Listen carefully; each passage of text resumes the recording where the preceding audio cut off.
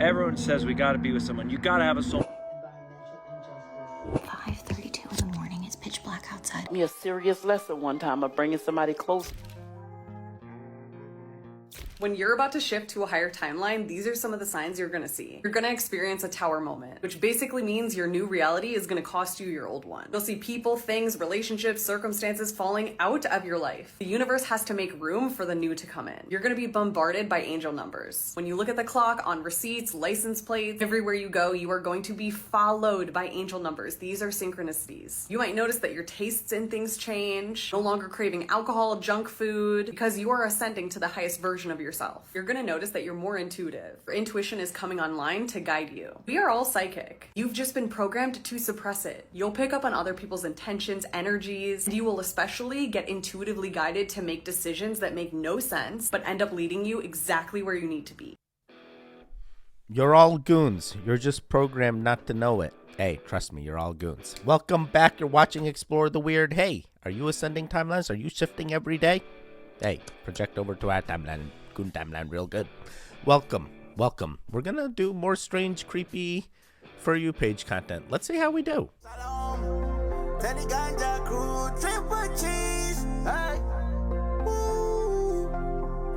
Yeah, let's go to the mountain. Sometimes people will jump to conclusions assuming that someone's alone because they're a loner, but in all actuality, it's very difficult for spiritual people to have very close friends because we read energy like we read books. So the words that you're saying to me don't match the energy that I'm reading, and I already know that you have ill intention for me. And now I have to create space between us. And you might be confused as to why I'm creating space between us, but it's because I know the truth. And I don't like playing dumb. I have a real hard time having fake relationships in my life. I just don't enjoy them because you can't build on fake, my love. So, you don't owe anyone a fucking explanation as to why you move the way you move, as long as you move with kindness and with integrity. So, are you a loner? No. You just hate fake shit. I love that. This is for all the goons. We ain't loners. We're all together in the same gang, just enjoying. Found this quote from Timothy Leary. Find the others. Admit it. You aren't like them. You're not even close. You may occasionally dress yourself up as one of them, watch the same mindless television shows as they do, maybe even eat the same fast food sometimes. But it seems that the more you try to fit in, the more you feel like an outsider. Watching normal people as they go about their automatic existences. For every time you say club passwords like, have a nice day and weather's awful today, eh? You yearn inside to say forbidden things like, tell me something that makes you cry, or what do you think deja vu is for? Face it, you even want to talk to that girl in the elevator. But what if that girl in the elevator and the balding man who walks past your cubicle at work are thinking the same thing? Who knows what you might learn from taking a chance on a conversation with a stranger? Everybody carries a piece of the puzzle. Nobody comes into your life by mere coincidence. Trust your instincts, do the unexpected, find the others. Everything happens for a reason. Don't stop. Keep exploring. Keep doing the things. The Lord taught me a serious lesson one time of bringing somebody close to me who had a curse on them. And it took me some years to get that person away and the effects of the curse. Prophet is my neighbor doing me this, my neighbor doing that. But why you got the neighbor in your house? Why, you know she jealous of you. Why is she in there? Can you help me understand that? But see, when you can't see, you don't know who you're dealing with. Some of you all taking too many people too close to your heart. You're putting them in the center of your life and you don't know them. You got to know who is around you. I'm going to repeat that again. Because a lot of times when people come to me and when they're saying stuff, they blaming all kind of people that's way fallen. I said, baby, tell me who's around you. I said, no, sweetie, the person is right around you. You just don't know it. And they may not even know they're being used of the enemy. Wow. I feel like I'm always surrounded by like-minded goons, so I'm always safe. But if you aren't, hey, find other goons. Do the goon things. Turkey legs is ham. Turkey legs is ham. Whole time turkey legs been ham. The world is a lie. Everything we ever knew was a lie, guys. Everything that we have ever known is a lie, okay? Now, I've never been a huge fan of turkey legs. I don't see the appeal. It just tastes like, I don't know. So I was watching a TikTok. This girl said they was at the fair. They got turkey legs. The turkey legs tasted like ham. So they went back to the dude and was like, hey, why does this turkey leg taste like ham? He was like, it is ham. We just call them turkey legs. What do you want us to say, pig leg? Mind blown. Let's go to the footage. So typically when we think of a turkey leg, this is what we think of, right? Turkey leg hut, turkey leg at the fair, turkey legs at Disney. These is all kinds of different turkey legs options. Now this is a daggone turkey. Look at the legs, y'all. Look at the legs. Here go a whole gang of them. Ain't a thick leg on the bunch. On the bunch ain't a thick leg. So since they said it was ham, I decided to look up pig legs. Y'all not gonna like this at all.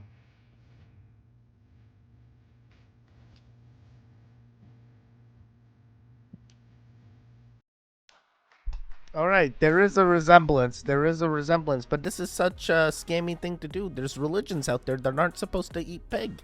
If the turkey legs are ham, you should market it as ham, not turkey legs. Oh my God. Imagine all the goons that are finding out right now that their religion said no ham and they ate a turkey leg at a fair. And now, never mind. It don't matter. We're all going to transcend together. I want to show y'all something. And I really didn't pay attention to this until I started gardening. Until I started growing my own food. So, these are bell peppers. I got these from our local grocery store. These, to me, are normal bell peppers. This is what I'm used to seeing. I've been buying bell peppers like this as long as I can remember. But then I started growing my own bell peppers. And this is what they look like. All of them look like this. And I have several bell pepper plants in my backyard. Several. And this is what they look like. Now let's compare the two. This is a bell pepper that I got from Walmart or Kroger. This is a bell pepper I got from Kroger. And this is a bell pepper that I grew in my garden. No pesticides, no chemicals, just water, cow manure, dirt, and sun. This is a pepper that I grew from seed in my backyard. This is what they're feeding us in the grocery store.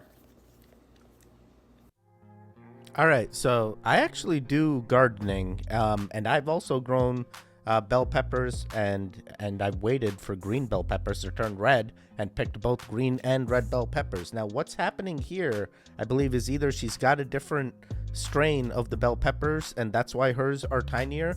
But when I grew bell peppers, as long as you're giving the plant food, fertilizer, organic fertilizer, they do tend to be almost the same size as the store. And by the way, all sizes matter. All sizes matter. You stop it. Both are nice big bell peppers that you can leverage.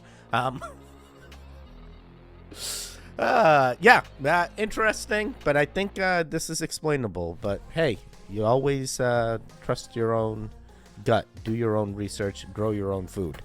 By the way, are you a goon? Are you interacting with the video? Come on, we've been suppressed for so long and they're going to continue it all the way into the new year.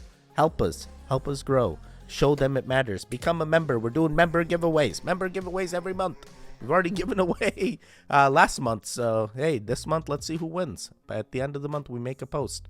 The members respond, we do a random number generator, and then the person that wins, I'll contact you and we ship you out merch. It's 5:32 in the morning. It's pitch black outside, and I'm whispering because everyone else in my house is asleep. I'm enjoying a cup of coffee and wanting to have a conversation with you about something. I have to tell you, the moment your life is going to start to change is when you have the I'm done moment. The I'm done moment is this pivotal moment where every cell in your body says, I'm done. I'm not doing this anymore. I recently committed to the 75 Heart Challenge. I'm about to go into the pitch black and do a 45-minute workout when normally I'd be sleeping. But there's a moment when you shift, when you commit to something, when you go all in on yourself or your business or your health or your relationships, whatever it is. And it's only until that moment when you stand at the fork in the road and you look at it and you say, I am willing to go into the unfamiliar heaven than remain in this familiar hell. But until that moment, that's when all the excuses start to settle. And you're just like, I'll just keep going. But only up until that moment, when you go all in on your education, on yourself, on your commitment. This is exactly what happened when I changed the trajectory of my business, when I changed the trajectory of my health, everything. So, cheers to the I'm done moment. It's fucking great. Wow. Interesting. I've never had to say I'm done. I've always had experiences even without saying that. But hey, you do you. You do you. Goddess, do not be fooled by love. Everyone says we gotta be with someone. You gotta have a soulmate. You gotta find it. You probably have given your heart to so many people, but you never have loved yourself truly. Make sure the greatest love that you have is the love of yourself, knowing yourself, choosing yourself, being good to yourself. Don't strictly rely on a man. Rely on yourself. Rely on God. You are a goddess. Okay, interesting. Good to know. Hey, hope you find that love. Rejection. Rejection is redirection. Sometimes you want something that's really not fully meant for you, but you keep going and you keep trying. But then at one point, the universe makes it so evident that it's not for you. And maybe it's not for you yet. Maybe you're just not prepared for it. Or maybe it's just not for you. So then the universe is redirecting you so that you begin to go in the direction that you're meant to go, and to start seeing the redirection and the rejection as an opportunity to grow in the direction that you're meant to.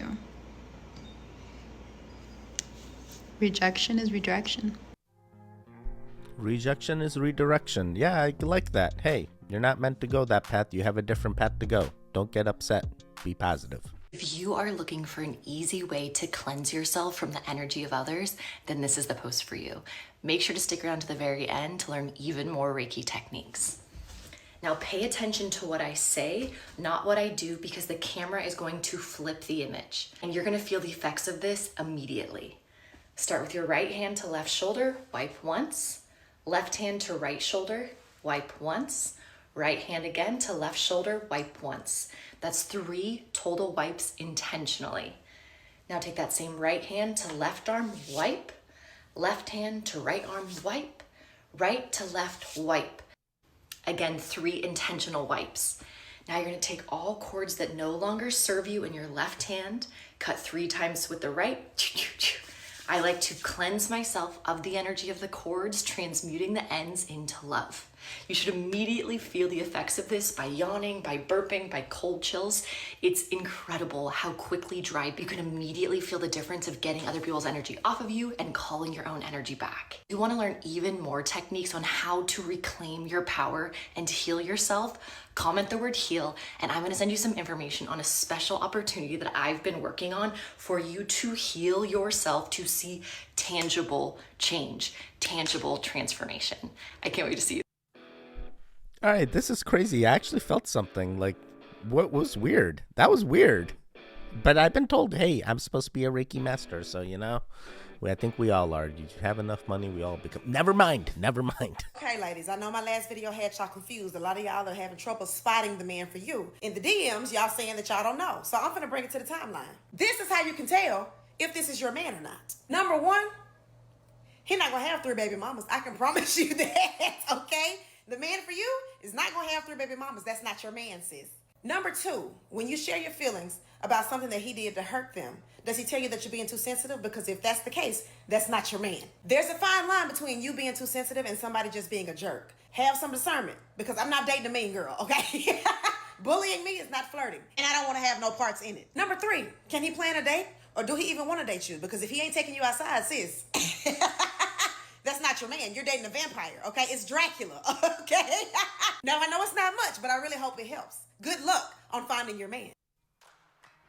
Okay, interesting. So just don't go for men that have lots of bodies, I guess. Or babies. I don't know. Good luck. I hope you guys find the soul that's right for you. And if you don't, you're on a path. You're going to find it eventually.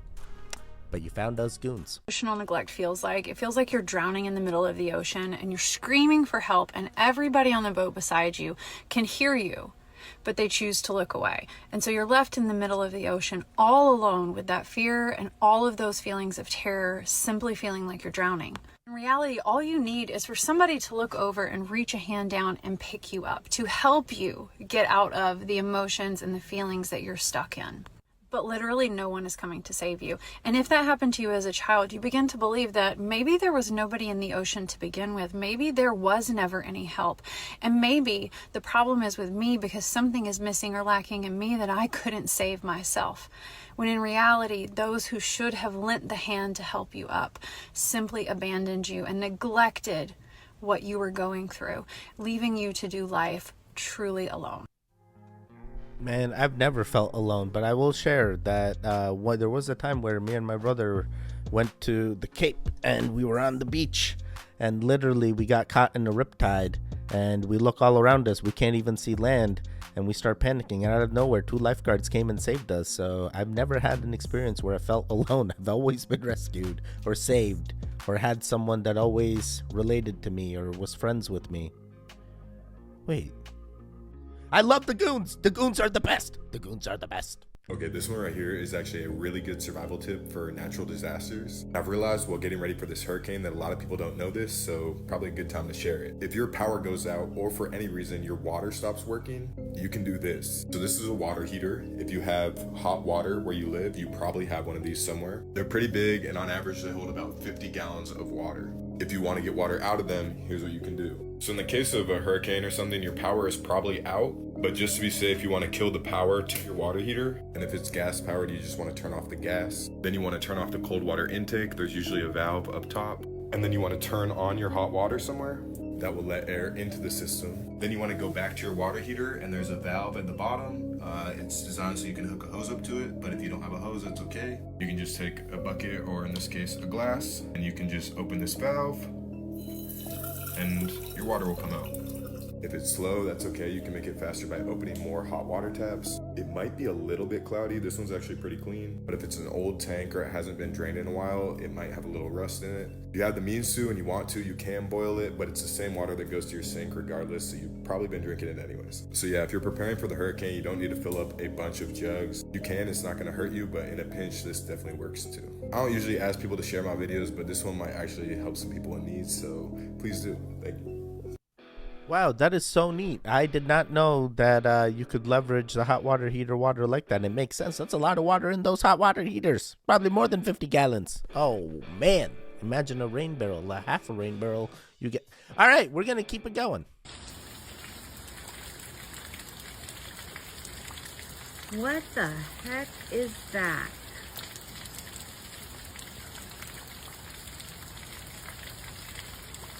Just out of nowhere, something started smoking in our yard.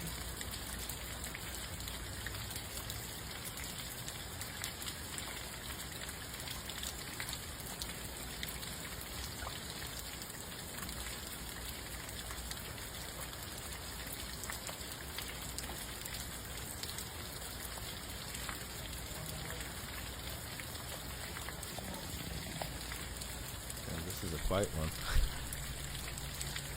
My only question is, who is this guy calling? You go outside, you see smoke, and your first thing is, let me get close to the smoke and call somebody. Like, stay far away. I can't tell if it's going out. Is it going out? It's not going out. This guy's on the video right now. Wow. Look at it. Just look at it. Just look at it.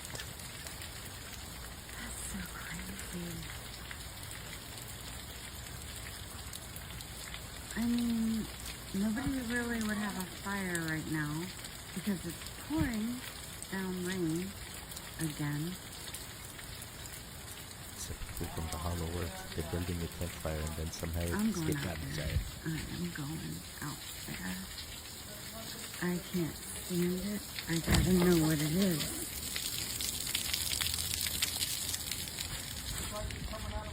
Oh, this grass. This grass is so bad. Huh? But you can see the smoke, right? All right. Would you get away from that? What is it? All right. I'll see when you get there. The heck? What even causes that? That is so weird. That is so crazy. How's Kyra? We got Kyra in the room. Hi, Kyra. What's going on? Halloween. You want to show the goons your Halloween? Okay. Halloween. Yeah, hi, goons.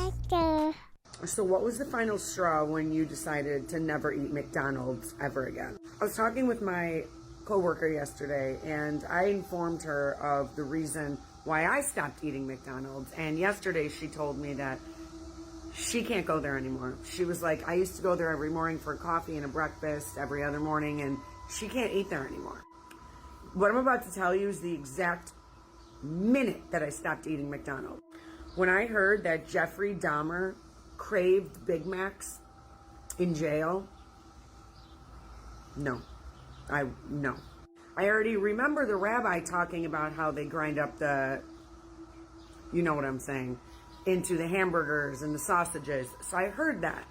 But that was going around for a long time. But it wasn't until I heard Jeffrey Dahmer craved McDonald's Big Macs was when I go, this needs to be taken seriously.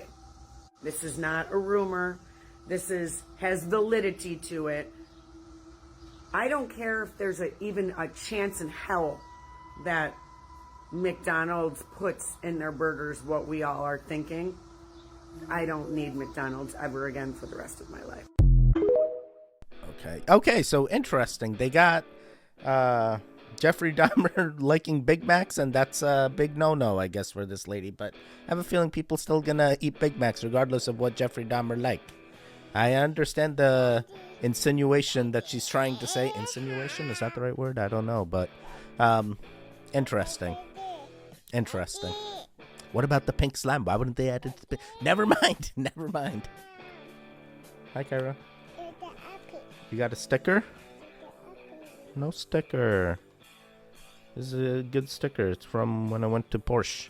It's the Porsche Los Angeles sticker. Do you have mice and rats around your home? Just take white vinegar and pour it around the perimeter of your home. This will get rid of every mice and rat around. All right, I mean, I heard him say all you need is vinegar, and you just put it all around the home, and you get rid of mice and rats. Okay, interesting. I've also heard dryer sheets does that. Dryer sheets. Just put dryer sheets around, and they'll go away. They hate the smell. Y'all, listen up. Tell me why there's a website that talks about this hurricane and that it's already happened. Listen to this. It was an extremely powerful Category 5 hurricane that caused widespread damage across its path in October 24. Milton formed in mid-October and reached Category 5 strength on the Saffir-Simpson hurricane scale. Milton caused catastrophic damage in Mexico and then Florida. This devastating hurricane would take the lives of several across the Caribbean and Florida. Now, if you go try to look up this web page, it is gone. They've deleted it. Also, if you look up this place right here, which is located there, you'll find some interesting things about Israel. Not only that, but this guy right here that we know so well is building a 15-minute city there. Pause and read.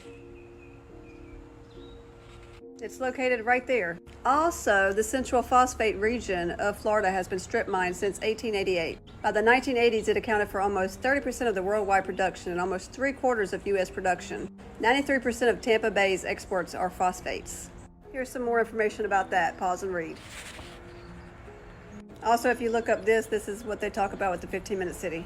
But just know this is speculation and probably a conspiracy theory. Yeah, definitely not a theory at all. Seems like actual fact. No, never mind. 15-minute cities keep happening. 20-minute cities. Literally, they want to keep us all together, so we'll never know. Hi, Kyra. What the heck are orbs? So many of you have asked this question, and I'd love to give you my insight on it. I've had orbs show up in photos, and maybe you have too. I've seen them with my own eyes floating through a room. I've seen them on an infrared camera.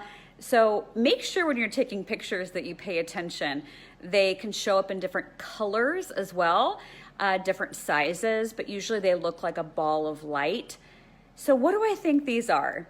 So I do believe that they are energy forms, and I think there are a few different kind of light beings that show up as an orb. So examples would be like a spirit guide, a fairy, even a loved one in spirit can show up in a photograph, but usually I find that they show up like a streak of white light. So let me know in the comments if you've taken a photo like this.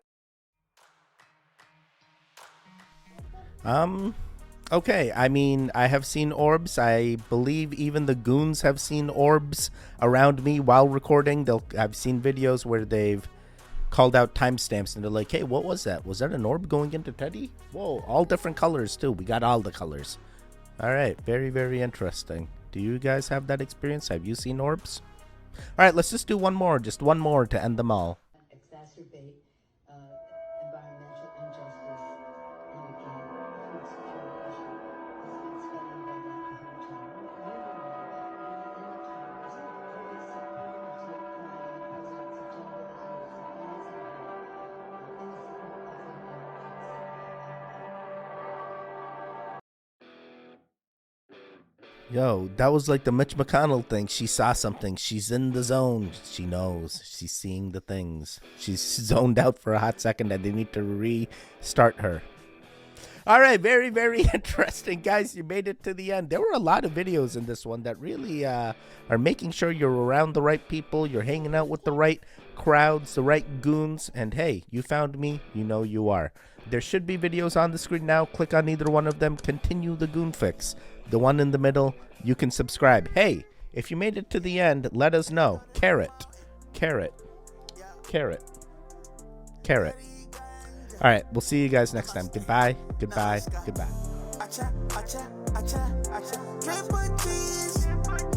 Wake up.